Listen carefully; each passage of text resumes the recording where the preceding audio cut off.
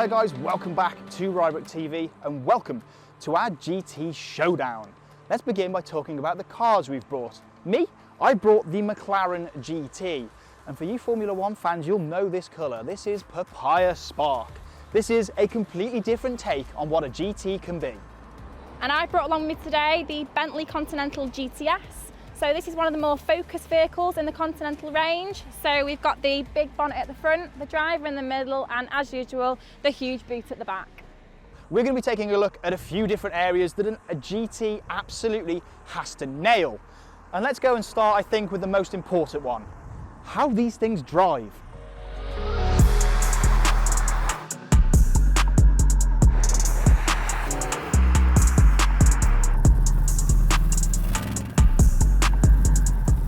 So we're going to start with the Bentley. So this is around 540 horsepower, it's twin turbo V8, and in around 4 seconds you're going to get 0 to 62.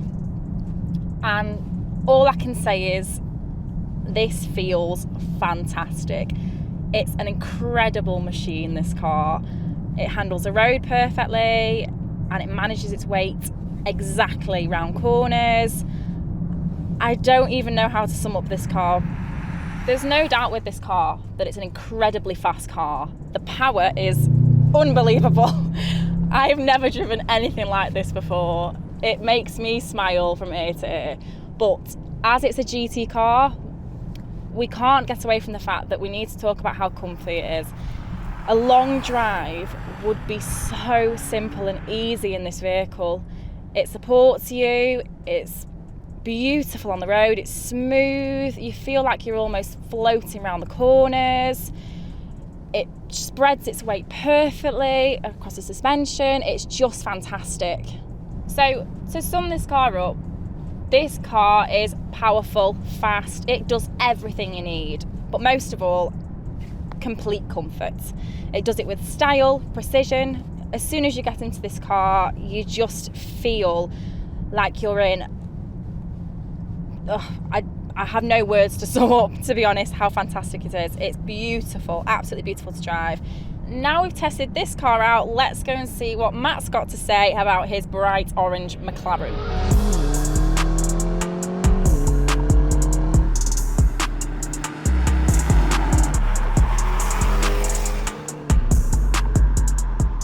So here we are then in the McLaren GT.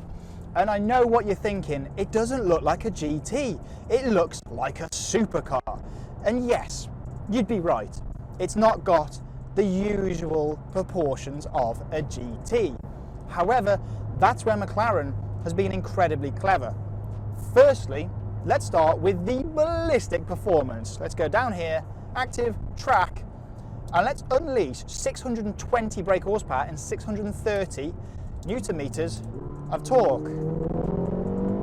Oh, it's ridiculous. It accelerates like a bona fide supercar, which it's ridiculous. 0 to 62 mile an hour is dealt with in just 3.2 seconds, and it feels like it just doesn't stop accelerating like an absolute gorgeous papaya missile. But of course, you'd expect a McLaren to be ballistically fast in a straight line and incredible round the corners, which this car is. The way it corners is incredible. For a car like this, it's so approachable. It doesn't feel intimidating to drive in the slightest. It feels like anybody could jump in here and drive it pretty briskly, to be honest. But the thing that really impresses about the McLaren GT is how good a GT it really is. It doesn't use the same suspension setup as the 720S. We've got anti-roll bars in this, which mean that the comfort levels are just, they rival anything I've ever driven, other than obviously your big boy Range Rovers and things like that. It feels so pliant on the road. Its road manners are sensational. It's not intimidating. It doesn't make you feel like you are in something that is just going to scrape the nose off on a speed hub or grind the haunches through traffic. It feels no harder to drive and no harder to place on the road than any car I've driven before. It's so tame and so easy, this car to drive. It surprised me.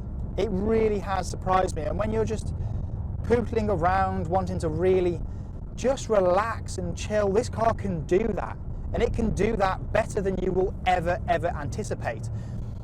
It is a GT. I would say it's a GT. Yes, it's low, it's aggressive, it looks like a supercar, but it can still do those GT things, which is pretty mind-blowing, to be fair, for a car like this. You've got loads of ground clearance as well, so you don't feel like you're gonna grind the nose on every single bump in the road. The visibility is always a plus point with McLaren, but in this, it's still absolutely fantastic. I love the sunroof above me as well. And for me, the most important thing is that it still felt like a McLaren, which it does. It's still got that McLaren steering feel. It's still got that brake feel that is so synonymous with McLaren. It feels like a proper blue-blooded supercar 1 second, but then a genuinely comfortable, usable GT car the next.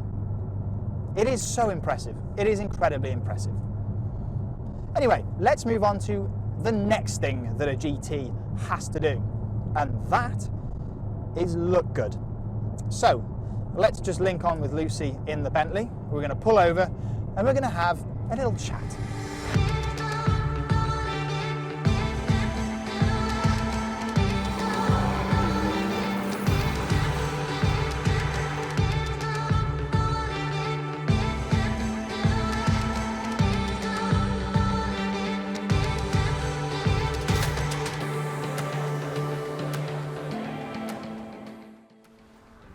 How was that? Absolutely unreal. These cars, these roads, what more can you ask for, really? Absolutely perfect. But honestly we need perfect. to talk about the looks of these two cars. Yes. Because they're very different, aren't they? Yeah. They are very different. Both GTs, both different philosophies when making a GT. So the Bentley, it's the stereotypical look, isn't it? Yeah. Big engine at the front, person in the middle, big boot. Yes. Whereas the McLaren, it looks like a supercar. Yes. However, Agreed. I personally, this is my baby. I prefer this one. I'm sorry, I've got to go against that. This is my car. This is definitely perfectly suited to me. I think anyone else can agree. That's a supercar, yes, but this is ultimate comfort with the added edge of a supercar. So what more can you ask for? This is what you can ask for.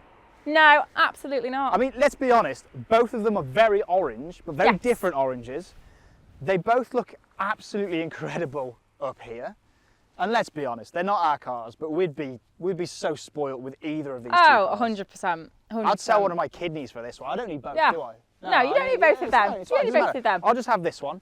And another thing that I adore about this car that I just need to mention again, it's papaya.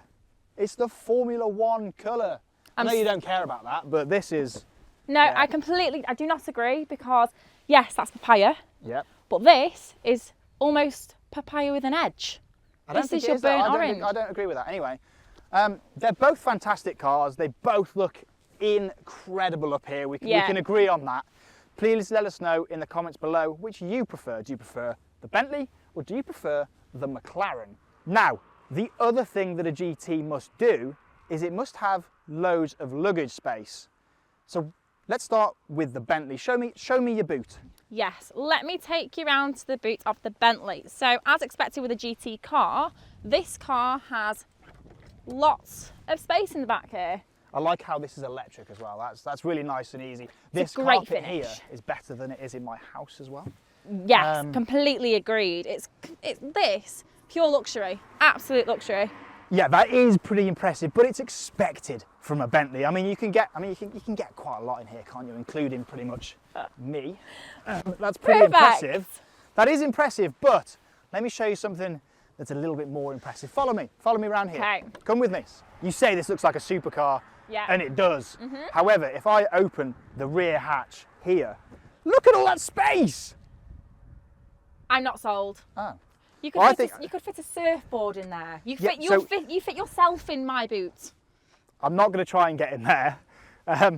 So we've actually got 570 litres of capacity in this car. You can get golf clubs across there, which is the whole point. But this isn't my only boot. Oh no, this is not my only boot. Okay. Follow me.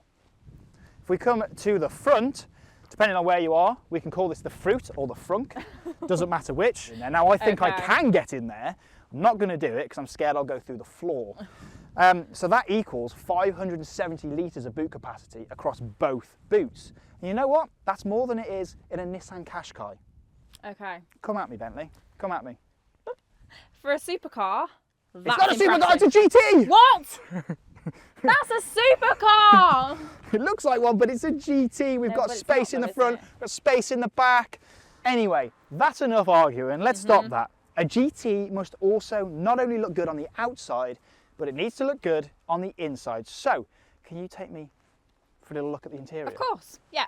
First. Of course. So, this car, as soon as you jump into the driver's seat, welcomes you with a modern and stylish interior. The chrome accents around the edge, the orange piping, it just feels fantastic. And you've also got the flip dashboard here.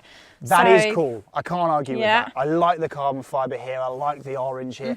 This looks fantastic on there as well. This is unique. I've not seen this before. I can't argue that the interior of the Continental GT is very, very special. Yes. It just is. It looks like a glorious place to sit. I like these S badges on the seats as well. It looks fantastic. It's spectacular.